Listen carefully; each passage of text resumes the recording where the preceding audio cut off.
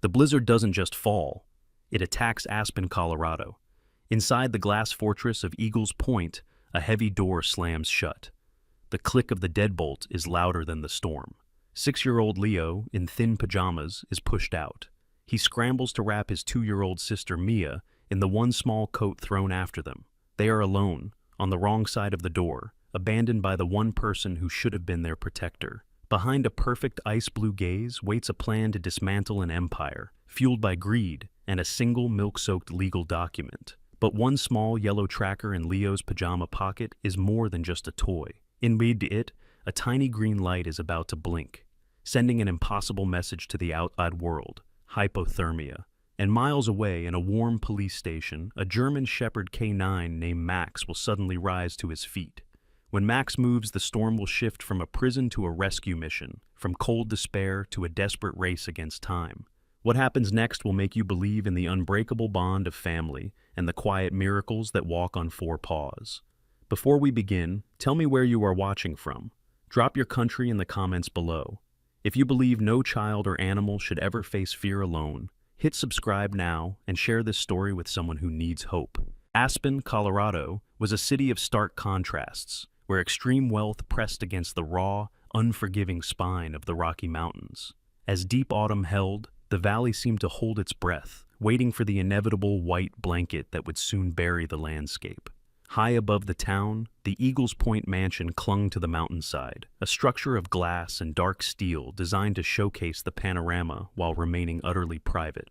The sky was a metallic gray, and the wind carried the first promise of a brutal winter. Inside, Arthur Vance paced by the floor-to-ceiling windows. At 40, he ran a tech empire, his face angular and marked by a near-permanent stubble he never seemed to find time to shave. He was a widower, a fact that left a quiet sadness in his deep-set eyes, but he was currently focused on the weather. "The pilot says we need to leave within the hour if we want to beat the front," he said, turning to his wife. "This Singapore trip, it's vital." Serafina, a decade younger, stood near the fireplace. She was tall, with a model's slender frame, dressed in cream-colored cashmere. Her ash-blonde hair was pulled into a severe, elegant bun, highlighting her flawless pale skin and icy blue eyes. She turned, a perfectly crafted smile instantly appearing. "Of course, darling, we understand. Go, secure the future." Her gaze flickered to the 2 children on the rug. Leo, at 6, was a small, serious version of his father, his hand protectively holding his sister's. Mia, only 2, was frail, with fine blonde hair, clutching a worn teddy bear. She had just recovered from an illness, and her breathing was still slightly raspy. Leo wasn't looking at Serafina. His eyes were fixed on his father. "Do you have to go, Dad?" Guilt tightened Arthur's chest. He crossed the room and knelt, pulling both children into a fierce hug. "It's the last trip for a long time, Leo, I promise." He pulled back, forcing a smile. "You're the man of the house. Look after Mia." Leo nodded gravely. Arthur reached into his jacket pocket and pulled out a small, durable device on a bright yellow carabiner shaped like a compass. "This is our special communicator. It's a high-altitude ski GPS, but it's for you. If you're scared or just need me, press the red button. It sends a signal straight to my phone, no matter where I am." He clipped it to the belt loop on Leo's jeans. "Just for emergencies, Commander." Leo's fingers closed around it. "Like Batman?" "Exactly," Arthur said, his voice thick. Serafina glided over, placing a perfectly manicured hand on Arthur's shoulder. "Darling, you must go. We'll be perfectly fine. It's just snow." The distant rhythmic thud of a helicopter began to vibrate through the glass as it descended to the private helipad. The sound was a final command. Arthur stood, gave his wife a quick, awkward kiss, which she accepted with perfect stillness, and hugged his children one last, desperate time. "Be good. I love you." Kai grabbed his briefcase and strode out. Leo and Mia scrambled to the window, pressing their small hands to the cold glass. They watched the sleek black helicopter lift into the gray sky, hover, and then disappear over the jagged peak. Absolute silence flooded the room, broken only by the crackle of the fire and a small, uncertain whimper from Mia. Leo felt a coldness that had nothing to do with the window. He turned. Serafina was standing exactly where Arthur had left her. The transformation was immediate. The soft, wifely smile was gone, as if it had never existed. Her face hardened, and her icy blue eyes, now stripped of all pretense, were cold and assessing. She looked at the two children, no longer family, but obstacles. Her gaze dropped to the yellow tracker on Leo's belt, her lips thinning. Her voice, when she spoke, was no longer a purr. It was sharp, clear, and cold as stone. Go to the playroom, and do not make a mess. The playroom was at the far end of the west wing, a sprawling space that should have been joyful, but felt as cold and sterile as a museum exhibit. Every conceivable toy, console, and beautifully bound book sat untouched on custom-built white shelves. Leo, his small hands still clutching Mia's, did not move toward any of them. He led his sister to a small alcove with a thick rug, sitting with his back to the wall, facing the door. He felt the vibration through the floor before he heard it. The sharp, decisive click of Serafina's heels walking away from them, moving toward the soundproof sanctuary of Arthur's study. The lock on that door, Leo knew, was biometric. A fortress within the fortress. He pulled Mia onto his lap, her small, warm body a comfort against the sudden, vast emptiness of the house. Outside the enormous bay windows, the world was dissolving. The promise of the storm had arrived. It began not with a gentle dusting, but with an onslaught. The wind hit the house with a low, guttural howl, and pellets of icy snow began to rattle against the reinforced glass like a spray of thrown gravel. The sky, moments ago a metallic gray, was now a churning, opaque white. Inside the study, Serafina kicked off her cashmere slippers and pressed her thumb to the scanner. The heavy door hissed open and clicked shut, sealing her inside. The room smelled of her husband, leather, old books, and a faint trace of whiskey. She ignored it, sitting at his massive mahogany desk and activating her own encrypted laptop, not his. She initiated a video call. The face that appeared on her screen was that of a man who looked perpetually nervous, which was a requirement for his profession. This was Mr. Graves, a managing partner at a boutique law firm in Zurich. He was thin, with pale, receding hair and wire-rimmed glasses that magnified his darting eyes. "The transfers are initiated, Mrs. Vance," he whispered, as if he could be overheard through the encrypted line. "But the final tranche, the one tied to the children's trust, it's proving complex. Your husband's controls are—" "Mr. Graves," Serafina interrupted, her voice a flat, deadly monotone. "I am not paying you to be impressed by my husband's controls. I am paying you to bypass them. The power of attorney he signed is ironclad. You have 1 week. I want everything liquid, and I want it moved to the Cayman entity before the Singapore deal closes. Is that understood?" Graves swallowed, his Adam's apple bobbing. "But the market volatility, the storm in Aspen, perhaps we should—" "Liquidate," she commanded. "Now!" She ended the call without waiting for a reply and immediately dialed another number, this one domestic. "It's done," she said. "He's in the air. You can file the preliminary injunction tomorrow." She listened for a moment, a rare thin smile touching her lips. "Yes, the timing is perfect. By the time he lands, he'll be locked out of his own life." In the playroom, the world was shrinking. The wind was no longer a howl. It was a physical presence, a screaming entity that seemed to be trying to peel the steel roof from the house. Mia, who had been drowsy from her cold, was now fully awake and terrified. The sheer, overwhelming noise was inescapable. She began to whimper, burying her face in Leo's sweater. "Shh, Mia, it's okay," Leo whispered, his own heart hammering. "It's just the wind. It's just a noisy wind." He looked around for a distraction, his eyes landing on a simple, old-fashioned set of wooden blocks in a forgotten basket, a toy from before Serafina, from his mother. He grabbed one and tapped it lightly on the floor. "See? We'll build a castle." But the sound of the block was instantly swallowed by a percussive crash of ice against the glass. The lights in the room flickered once, twice, then dimmed to half strength as the estate's powerful backup generators kicked in. That was all it took. Mia's whimper of fear escalated into a high-pitched, terrified wail. Serafina heard it. She heard it through 2 feet of soundproofed mahogany. The sound was thin, infuriating, and, most importantly, distracting. She was on the phone with her most important contact, the one who would file the injunction, and the man on the other end paused. "Is everything all right there, Serafina?" "It's nothing," she hissed, pressing a hand to her ear. "Just the children." But the wail continued, a desperate, piercing cry of infantile terror. Hold on, Serafina snapped, muting the call. She shoved back from the desk, her face pinched with a fury that was cold and absolute. She strode from the study, her stockinged feet silent on the stone floors. She didn't walk, she hunted the sound. She found them in the alcove. Leo was rocking Mia frantically, his own face pale with stress. Shh, shh, Mia, please be quiet, she'll hear you, shh. Shut her up. Serafina's voice cut through the child's crying. Leo froze, looking up at her. The woman standing in the doorway was not the one his father had kissed goodbye. This woman's eyes were vacant of all warmth, her beautiful face a mask of pure irritation.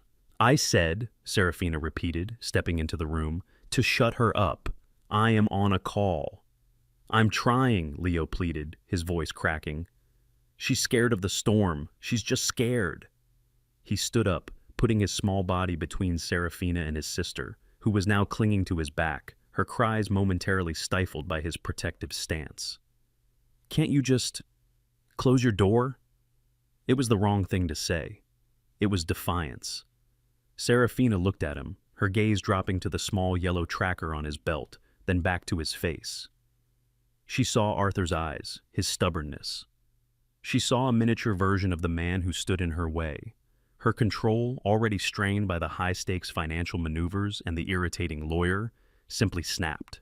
She moved faster than Leo could react. Her hand, slender and adorned with Arthur's heavy diamond, flashed through the air. The sound of the slap was sharp, a brittle crack that was louder than the wind. Silence. The storm raged outside, but inside the room, there was only a ringing silence. Mia's crying stopped instantly, choked off by shock. Leo stood perfectly still, his small hand slowly rising to his cheek. It wasn't the pain, it was the shock. The sheer, impossible fact of it. His father had never, ever raised a hand to him. Serafina stood for a second, looking at her own hand, not with regret, but with a faint expression of disgust, as if she had just touched something unclean. Do not, she whispered, her voice trembling with restrained rage, interrupt me again. She turned, her shoulders rigid, and strode back to the study. The heavy door clicked shut, sealing her away once more. Leo did not move. He just stared at the empty doorway, the hot, stinging print of her fingers burning on his skin. He sank to his knees, his eyes falling to the small yellow device on his hip. He touched it. His father said emergencies. He was 6 years old, and he didn't know what this was, but it felt worse than any storm. The playroom was silent, save for the screaming wind and the tiny choked sobs coming from Mia. The slap had echoed, a sharp, brittle sound that seemed to have cracked the very air. Leo stood frozen, his hand still pressed to his cheek. The sting was already fading, replaced by a cold, sharp clarity that settled deep in his stomach. He was 6, but he understood. The smiling woman his father had married was gone. The woman who remained was a stranger, and she was dangerous. He looked at Mia, who was staring at him, her eyes wide with a terror that went beyond the storm. She had stopped crying, as if the shock had stolen her breath. He pulled her close, his mind racing. His fingers fumbled for the small, compass-shaped device in his pajama pocket. Emergencies, Commander. This was an emergency. His father's face flashed in his mind, strong, safe, and impossibly far away. He pulled the tracker out, his thumb hovering over the red button. He just had to press it for 3 seconds. He hesitated. What would happen?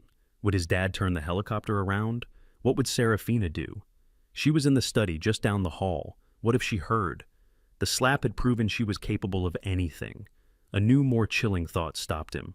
What if his dad came back, and Serafina, with her perfect lying smile, told him Leo had just been playing, or making things up? He was a child. She was an adult. He slowly, agonizingly, pushed the device back deep into his pocket. Not yet.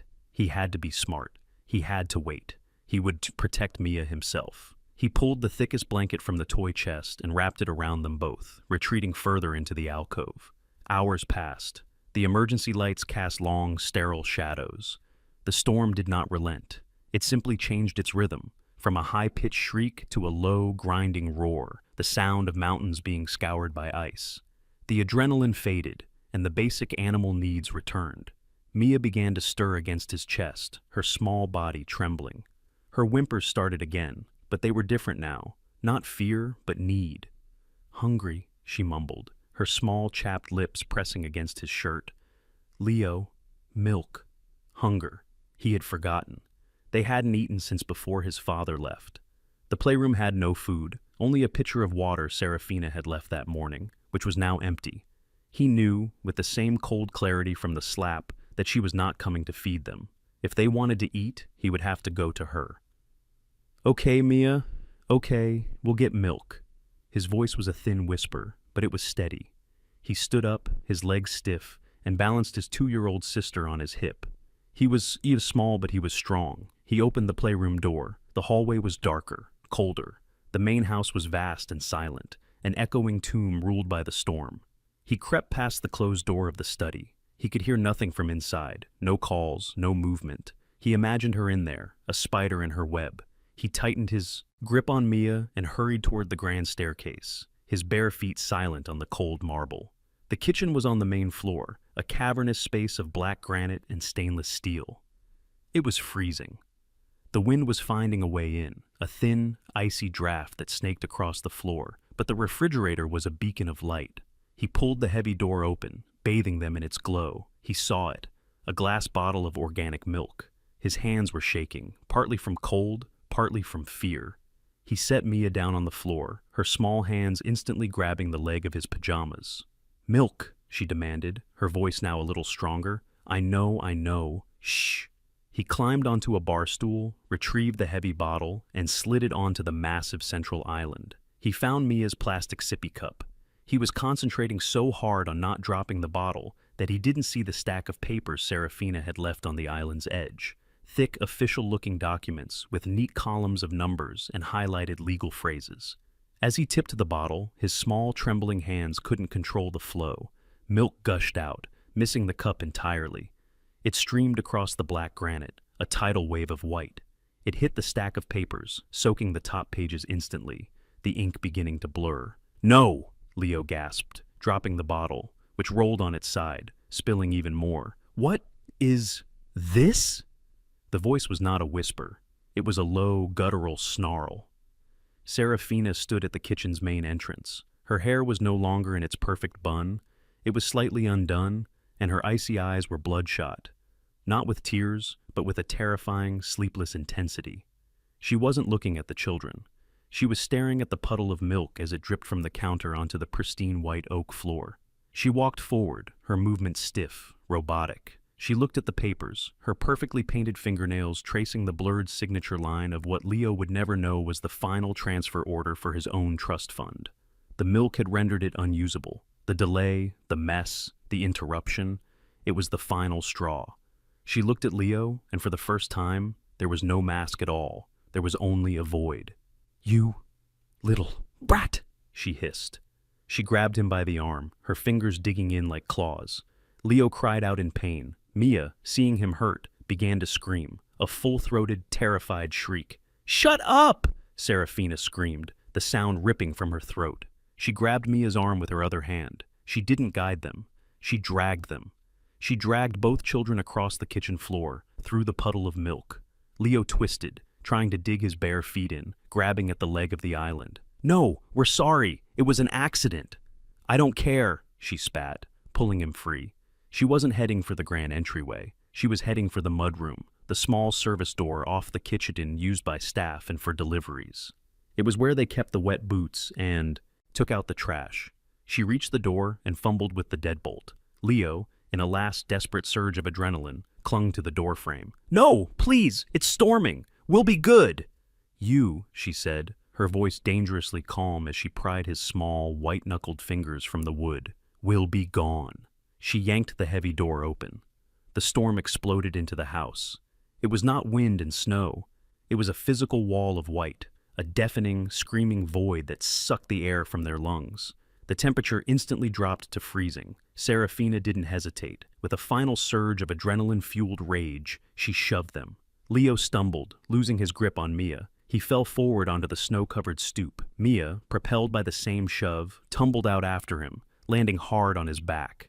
Leo scrambled to his knees in the gathering drift, turning back. "Serafina! No!" She stood in the doorway, a perfect silhouette against the warm light of the kitchen. Her face was beautiful, serene, and utterly empty. The wind whipped her blonde hair across her face, but she didn't blink. She looked at them, two small children in thin pajamas, already shivering violently in a blizzard. Her eyes flickered to a small coat hook by the door. On it hung Leo's small blue parka. As Leo opened his mouth to plead again, she reached over, ripped the parka from the hook, and threw it. The small coat tumbled into the snowdrift a few feet away from them. "Don't freeze on my doorstep," she said, her voice barely audible over the roar of the wind. The door slammed shut. A heavy thud. The click of the deadbolt sliding home was as loud and final as a vault closing. They were outside. They were alone. For a second there was no sound but the thud of the deadbolt. It was a heavy, final sound, a punctuation mark of oiled steel that cut through the roar of the wind. Leo knelt on the stoop, the snow already melting through the thin cotton of his pajama knees, his hands pressed flat on the icy stone. He was staring at the spot where the door had been. It was just an impassive slab of dark-stained wood. The warmth, the light, the inside, it was gone. Then the cold, which had been a shock, became a physical weight. It was a tangible thing, a giant, invisible hand that squeezed his chest and sucked the air from his lungs. The wind didn't just blow, it shrieked, a high-pitched, abrasive sound that felt like it was sanding the skin from his face. Mia, who had landed on his back, rolled off into the snowdrift, her small body making a soft whump. She didn't cry, she just gasped, a series of short, sharp, bird-like intakes of air, too shocked to even form a scream. "Mia!" Leo's paralysis broke. He saw his sister, a small, pink-clad shape in a churning void of white, and his mind cleared. The coat. Serafina had thrown the coat. He scanned the darkness, his eyes stinging from the ice pellets. There. A small, dark blue shape, already half buried. He crawled, not walked, on his hands and knees. The 5 feet from the stoop to the coat felt like a mile. The snow was deep and powdery, and his hands sank into it, the cold instantly numbing his fingers. He grabbed the parka. It was already stiffening. He scrambled back to Mia, who was now sitting up, her small hands batting at the snow on her face, her expression one of utter, terrified confusion. "Okay, Mia, okay," he grunted, his teeth chattering so hard he could barely speak. He pulled her upright. She was a floppy dead weight. He tried to get her arms into the sleeves, but his fingers were already clumsy, and she was too frightened to help. "Stand up," he cried, his voice stolen by the wind. He gave up, simply wrapping the unzipped coat around her, front to back, like a thick, clumsy blanket. He pulled the hood over her fine blonde hair and cinched it tight, leaving only a small oval for her terrified face. The stoop was death. The wind was coming straight at them. He knew he couldn't get back in. He had to find shelter. He grabbed the bundled parka, with Mia inside it, and pulled. "We have to move. Now!" He dragged her along the side of the house, his bare feet sinking, then stinging, then feeling nothing at all as they went numb. The stone facade of the house was a sheer cliff, offering nothing. But Leo knew this house. He knew its edges. His father had taught him. The firewood. On the north side of the deck, tucked into the foundation, was a deep stone-lined alcove used to keep the firewood dry for the outdoor fireplace. It was dark. It was probably full of spiders, but it was out of the wind. He dragged Mia around the corner, shielding her with his body, as a gust nearly tore her from his grasp. He saw it. A dark opening, a cave in the side of their own home. He stumbled into it, collapsing into the dry, dusty space. It was small, maybe 4 feet deep, but the difference was immediate. The shrieking wind was muffled, reduced to a dull roar, like the ocean. It was still freezing, the ambient temperature just as low, but the wind chill, the thing that was stealing their heat, was gone. Leo pushed a half-frozen log aside and shoved Mia into the furthest, most protected corner. He unwrapped the parka, and, with trembling wooden fingers, finally managed to get her arms into the sleeves. He zipped it up, the metal zipper biting his numb fingertips. The coat was huge on her, swallowing her whole, the sleeves hanging a foot past her hands. She was crying now, a high-pitched, terrified wail that was thin in the enclosed space. "Cold, Leo, cold, cold, cold. I know, Mia, I know." He sat behind her, pulling her small, parka-wrapped body onto his lap, pressing her back against his chest. He wrapped his own thin, pajama-clad arms around her, creating the last possible layer. He buried his face in the top of her hood, breathing in the faint smell of cedar from the woodpile and the sharp, metallic tang of the ice. He rocked her, back and forth, back and forth. It's okay, it's okay. Daddy's coming. He's coming. Time ceased to exist. It was just the darkness, the roar of the storm, and the cold. The cold was a living thing, a predator. It was no longer biting. It was seeping. It felt like icy water filling his shoes, his clothes, his bones. Leo kept rocking, kept talking, telling her about Batman, about their old dog, about the beach. But Mia's wails were fading. They became whimpers, then just soft, shuddering breaths. Her body, even inside the parka, felt less like a squirming child and more like a simple, heavy weight. A terrifying stillness settled over her. "Mia," he whispered, his voice cracking. He shook her gently. "Mia, wake up. You can't sleep." Her head lolled back, her eyes half closed, her lips tinged with a faint, dusky blue. "Tired, Leo?" she mumbled, her voice thick. "So tired?" Panic, colder and sharper than the ice, stabbed Leo in the chest. This was worse than the slap, worse than the door. This was it. She was leaving. He shook her harder. "No, Mia, wake up! You can't!" She didn't respond. He was losing her. His mind raced, a frantic scramble for a solution. Fire, warmth, Dad, his father. His father's words echoed in his head. "Emergencies, Commander." His hand, a clumsy, useless paddle, clawed at his pajama pocket. He had moved the tracker from his jeans to his pajamas when he changed for bed, wanting to keep it close while his dad was gone. He felt the hard, rectangular shape. He had it. He pulled it out. The small, compass-shaped device felt like a block of ice. His yellow carabiner was still attached. His thumb, numb and useless, fumbled for the red button. He couldn't feel it. He couldn't tell if he was pressing it or just touching the plastic casing. He jammed his thumb down with all his remaining strength, aiming for the center. He counted, his breath fogging in the tiny space. 1, 2, 3. Did it work? He held the device up in the pitch blackness of the alcove, his hand shaking so violently he could barely focus. He squinted, and he saw it. A tiny green pinprick of light, blinking slowly. Blink, blink, blink. It was on. It was sending.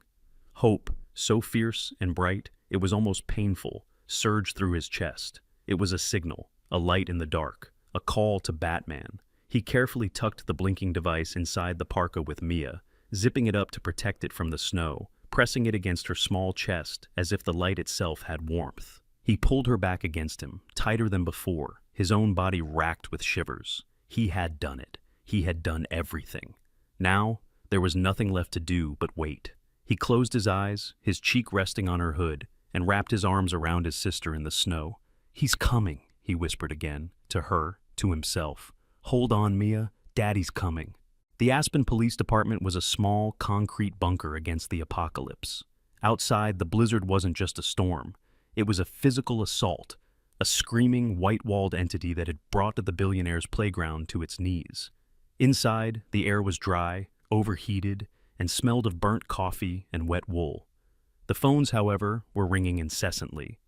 Downed power lines, fender benders on the icy roads, and one panicked call about a missing designer poodle.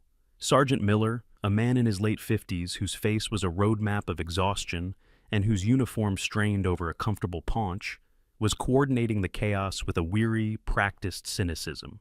He looked at the digital county map on the main screen, a blinking constellation of low-priority incidents. "Another tree down on Maroon Creek," he grunted to no one in particular, rubbing his eyes. "And the mayor just called again. Wants us to check if his private snowplow guy is okay. Can you believe it?" Officer Cade said nothing. He was standing in the corner of the dispatch room, away from the chatter. Cade was 35, built solid, and moved with a quiet economy of motion that suggested coiled strength.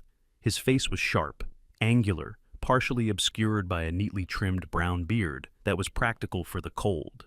His eyes, a clear and steady blue, were fixed on his own monitor, watching the storm's telemetry. He was a mountain cop, born and raised, and he respected the weather with an almost religious gravity. At his feet, unmoving, lay Max.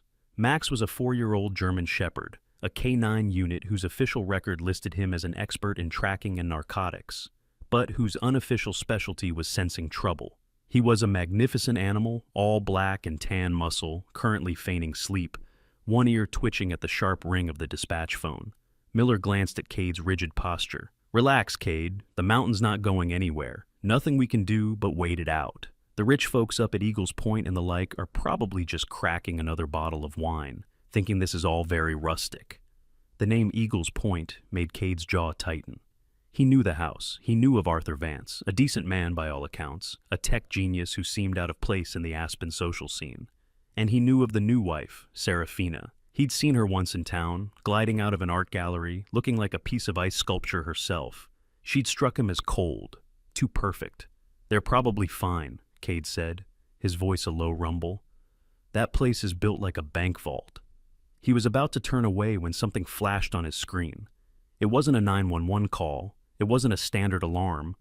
It was a tiny, pulsing icon, a faint red dot that had just appeared in the most isolated, wealthiest sector of his patrol area. He leaned closer. "Sarge, what is this? A PLB?" Miller squinted from his desk. "Personal locator beacon? Probably a skier who went out of bounds before." "The storm hit. Stupid." "No," Cade said, his fingers flying across the keyboard, pulling the registration data. "It's not on the slopes. It's at the Vance mansion, Eagles Point." He brought up the details, the screen filled with information that made the hair on his arms stand up. Registration, Vance, Arthur, Trust. Device, Alpine GPS tracker, model, commander, child. Status, emergency, active alert, hypothermia. Cade stared at the last word. "Hypothermia? Sarge, this thing is broadcasting a hypothermia alert from inside the mansion." Miller sighed, annoyed at the distraction. "It's a glitch, Cade. The storm's screwing with the satellites. Or it's a toy. A rich kid's toy. Vance probably bought his toddler a $1,000 tracker, and the kid hit the button while sitting in his air-conditioned playroom. Stand down. We're not sending a unit up that mountain for a toy." The logic was sound. It had to be a glitch. A hypothermia alert from inside a billion-dollar, climate-controlled fortress was a technical impossibility. Cade's hand hovered over the clear button, ready to dismiss the alert as a false alarm. But he didn't press it. He knew these devices. His own unit used them. The hypothermia alert wasn't just a button. It was triggered by the device itself, by its internal thermometer reading an ambient temperature below a critical, life-threatening threshold. Why would a device at 14 Eagles Point Lane be reading a temperature cold enough to kill? "Sarge," Cade said, his voice flat, his eyes narrowing. "This alert isn't a button press. It's a temperature reading. The beacon is cold. Impossibly cold." Miller just grunted, turning back to his ringing phone.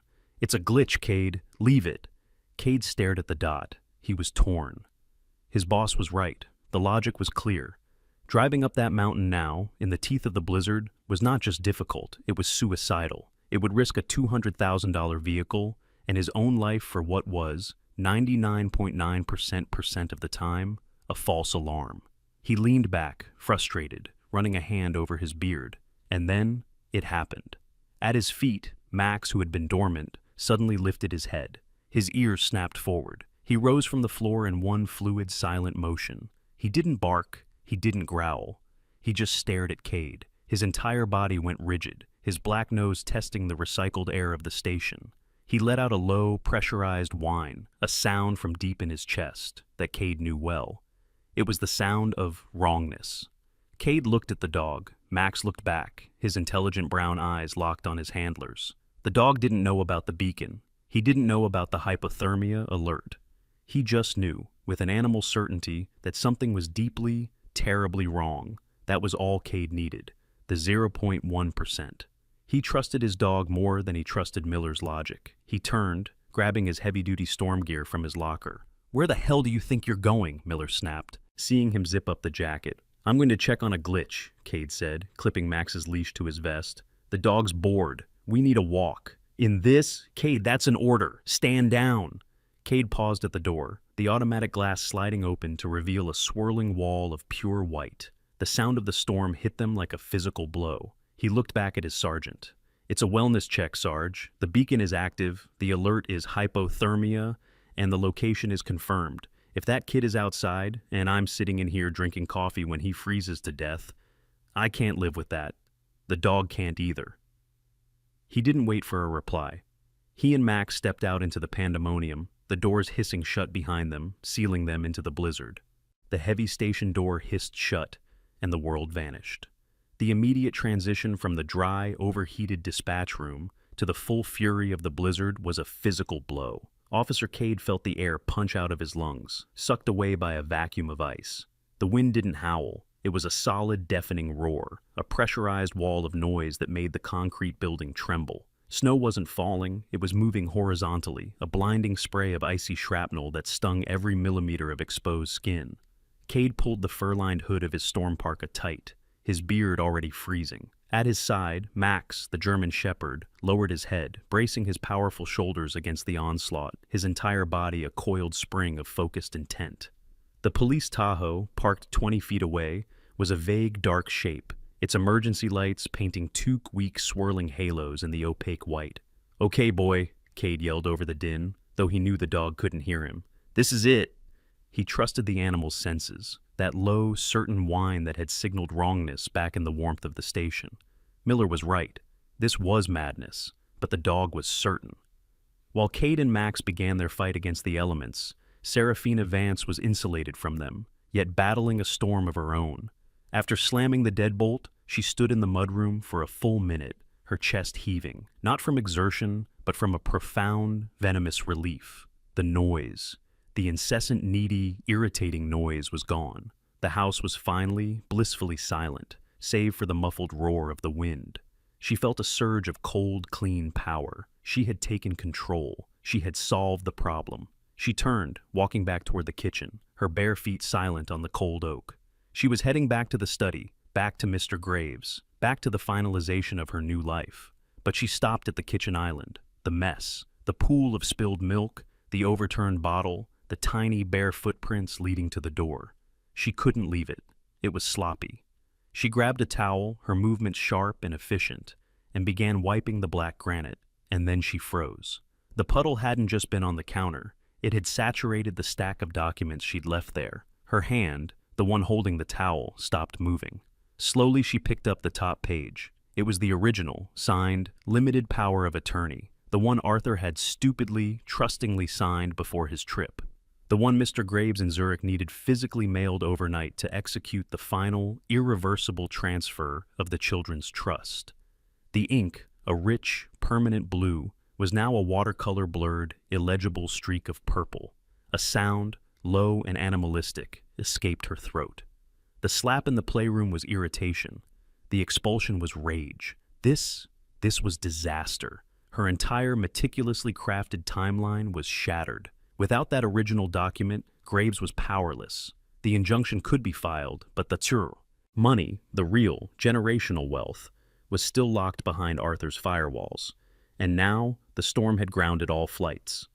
The document was ruined, and she couldn't get a new one. Her plan wasn't just delayed, it was crippled. She looked at the milk-soaked paper, her icy eyes narrowing. "You little vermin," she whispered to the empty room. It no longer mattered. The cause of the problem was outside, freezing in the dark. She would deal with Graves. She would find another way, but the timing, the clean, perfect execution, was ruined. Her fury was no longer hot. It settled into a cold, dense core of absolute loathing. Outside, Cade had no concept of Serafina's schedule. He only had the mission. He threw the heavy Tahoe into gear. The drive through Aspen's town center was a treacherous crawl. The roads were invisible, defined only by the curbs he occasionally struck. The windshield wipers, set to their highest speed, were fighting a desperate, losing battle, a frantic thwack screech that was almost hypnotic. He was driving blind, relying entirely on the GPS map on his dashboard screen and the dog beside him. Max was not sitting. He was standing on the passenger seat, his front paws braced on the dash, his entire body rigid, vibrating. He whined low in his chest, a continuous, anxious sound, his nose pressed to the windshield vent, tasting the air. "I see it, boy," Cade muttered, his knuckles white on the steering wheel. "I see the dot."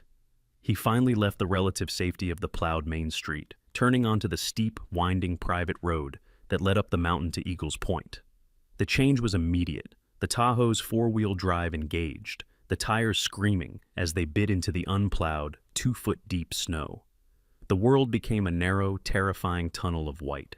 The wind here was a different beast, a physical force that slammed into the side of the 7,000-pound vehicle, making it shudder and slide. He fought the wheel, his entire body tense, his gaze flicking between the white void ahead and the red dot on his screen. It was close now. 500 meters. Max's whining escalated into a series of short, sharp barks. He was scratching at the dashboard. "Easy! I'm going!" Cade yelled, pushing the engine. The Tahoe groaned in protest, fishtailing wildly before lurching forward, 450 meters, and then a violent, jarring crunch. The vehicle stopped dead, its engine whining at a high pitch as the tires spun uselessly, digging themselves deeper. Cade swore, throwing the truck into reverse. Nothing. The wheels just spun. They were stuck. He killed the engine. The sudden silence was absolute, terrifying, broken only by the roar of the blizzard and Max's frantic barking. Cade flicked on the roof-mounted spotlight.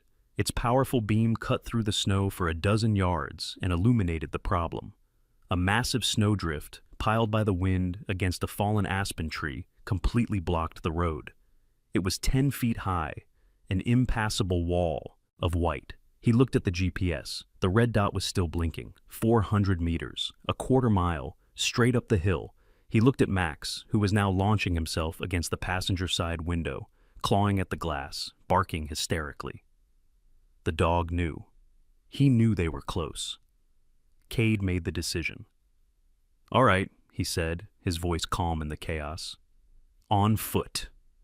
He reached into the back, grabbing his emergency go bag. Thermal blankets, high-energy rations, medical kit, flares. He checked his radio. "Dispatch, this is Kilo 9er. Tahoe is disabled. Road blocked at Eagles Point approach. I am proceeding on foot to the beacon. 0 visibility." He didn't wait to hear Miller's enraged reply. He just unclipped Max's leash. "Let's go, boy. Find." He pushed his door open. The wind tore it from his grasp, slamming it back against its hinges. He and Max plunged out into the maelstrom. The snow wasn't knee-deep here. It was waist-deep, a thick, powdery ocean.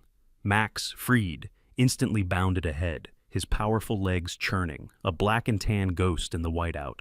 Cade followed, leaning his entire body into the wind, the red dot on his handheld GPS his only guide, and the frantic, determined barking of his partner his only compass. The wind was not a sound, it was a physical impact. The second officer Cade and Max exited the Tahoe, the world ceased to be a landscape and became a kinetic void of scouring ice. The snow Cade had judged as waist-deep was worse. It was a powdery, suffocating mass that had no bottom. Every step was a lunge, a desperate heave of his entire body weight, only to sink again. His heavy storm parka felt like a suit of wet concrete. 400 meters. In this, it might as well have been 400 miles. Max, however, was built for this. The German Shepherd didn't run. He porpoised, leaping into the air, plunging into the drifts, and exploding upward again, his powerful legs churning. He was a black and tan missile locked onto an unseen target, guided by a scent Cade couldn't smell, and a desperation Cade could only guess at. "Find, Max! Find!" Cade roared, the words ripped from his mouth and instantly annihilated by the storm. He lost sight of the dog for 3 terrifying seconds, and then Max reappeared, a dark shape against the white, barking frantically, urging his handler on. Cade didn't check his handheld GPS. He didn't need to. He just followed the dog. He was a mountain cop, and he knew how to read his partner. This was not a maybe bark. This was not a curiosity bark. This was a life or death bark. He scrambled up the incline, grabbing onto the frozen skeletal branches of buried aspen trees to pull himself forward. Behind him, he heard a new sound, a high-pitched engine whine, a desperate grinding of gears. He glanced back, seeing nothing but the swirling white.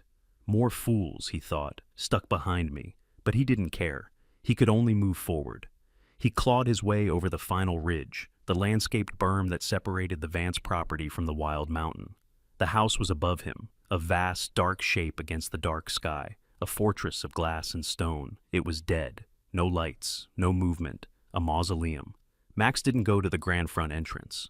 He didn't go to the garage. He veered hard to the right, scrambling along the north-facing foundation wall. the one taking the full, brutal impact of the blizzard. He stopped at a deep built-in alcove, a dark square hole in the stone, and began to dig. He was whining, clawing frantically at a pile of firewood logs that were neatly stacked inside, his paws sending sprays of snow and bark flying. "What, Max? What is it?" Cade stumbled after him, pulling the high-powered flashlight from his belt. He aimed the beam into the alcove. At first, he saw nothing, just wood, just snow, and then Max ripped a final large log out of the way, and Cade saw it. It wasn't a pile of rags, it was a child. Cade's heart stopped. He lunged forward, shoving the dog aside. "Leo!" he yelled, though he didn't know the name. He saw a small boy in thin, saturated blue pajamas, his body curled into a tight, fetal ball. The boy's skin was a pale, waxy blue, his lips almost black. He was shivering so violently it looked like a seizure, and he was holding something. Cade realized it was another child, a tiny girl, wrapped in an adult-sized parka that was stiff with ice. Cade put his glove to the boy's neck. A pulse, thready, faint, but there. He aimed his light at the girl. She was still, utterly still. "Dispatch!" Cade screamed into his shoulder radio, knowing it was useless. "I have them. 2 children. Code blue, severe hypothermia." He got only static. Just then, a second light cut through the storm, brighter than his own, sweeping across the alcove. "Leo! My God! Leo! Maya!" A man looking like a ghost crashed through the snowdrift behind Cade. It was Arthur Vance. He was not a billionaire. He was not a tech genius. He was a wild animal, a father, his face a mask of primal terror. He was still wearing the cashmere sweater and dress trousers he'd left in, now soaked and frozen, his dark hair matted with ice. He had driven like a madman from Denver, his flight turned back by the storm front over Nebraska. He'd gotten the alert on his phone as he landed. Leo Vance. Alert, hypothermia, location, Eagles Point, and had driven the 100 miles in 90 minutes. He'd seen the police lights by the fallen tree and had simply abandoned his truck, clawing his way up the hill on foot, following the cop. He fell into the alcove, his hands grabbing at his son. Cade, the professional, took command. "Sir, I'm Officer Cade. I've got them. We have to move now."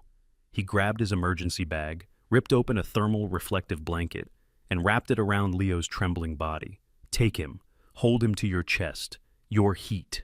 Arthur nodded, his eyes vacant with shock, and grabbed his son, pulling the small, cold body inside his own frozen sweater.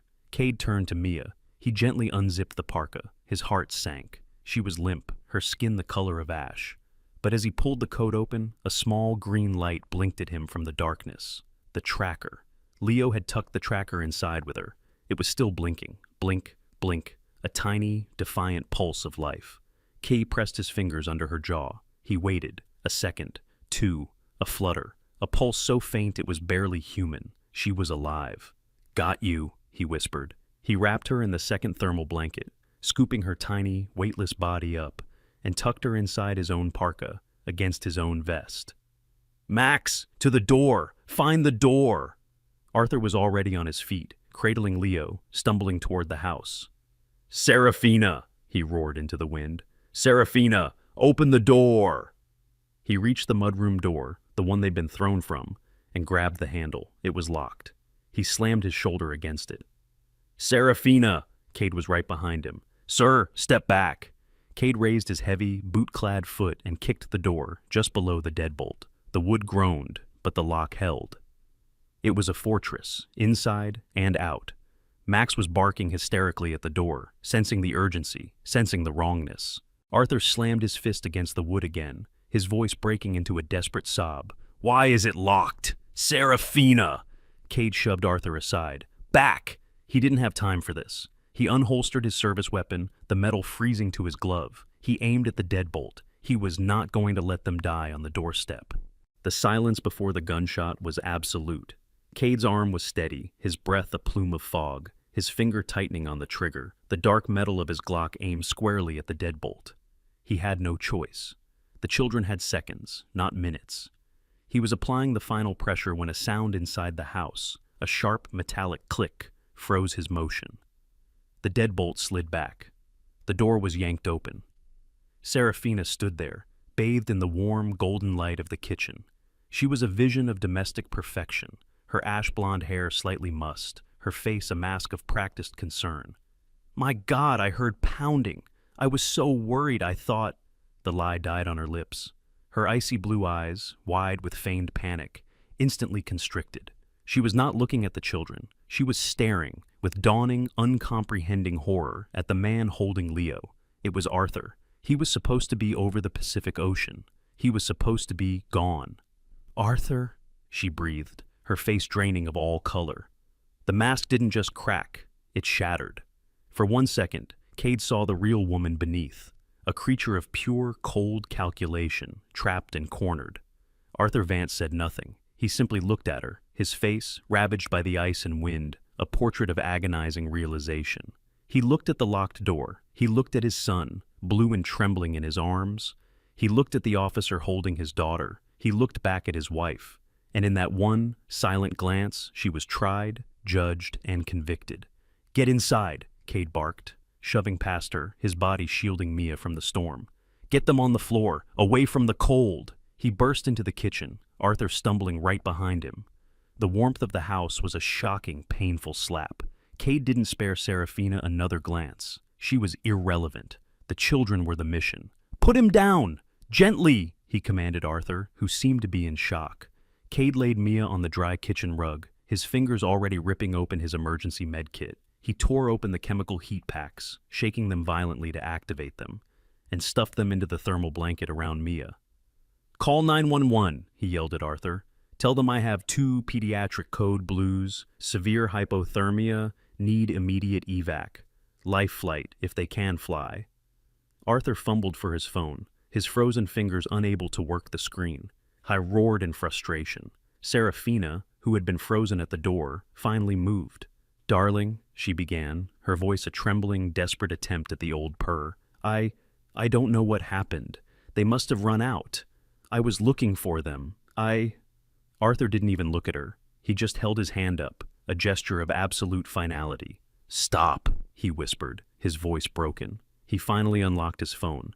Cade, his attention never leaving Mia, heard Serafina take a step away from the door, toward the study, toward her escape. "Don't move," Cade said, his voice dropping to a low, dangerous command. He didn't look up. "Ma'am, you will stand by that door, and you will not move 1 inch. He saw Mia's eyelids flutter, a faint, gasping breath. "Come on, kid," he whispered. "Stay with me." He looked at Arthur, who was now babbling into the phone with the dispatch. "Sir, give her to me. Take your son. Get your wet clothes off, now. Both of you. Skin to skin. Now. It's the only way." Arthur, galvanized by an order, handed Cade the phone and scooped up Leo, ripping his own frozen sweater off. He collapsed onto another rug, cradling his son against his bare chest, wrapping them both in a cashmere throw blanket from the sofa. Cade finished the call, confirming the ETA, then turned his full attention to the woman by the door. Max, the German shepherd, had not moved. He stood between Cade and Serafina, his body low, a deep rattling growl his only sound. He knew.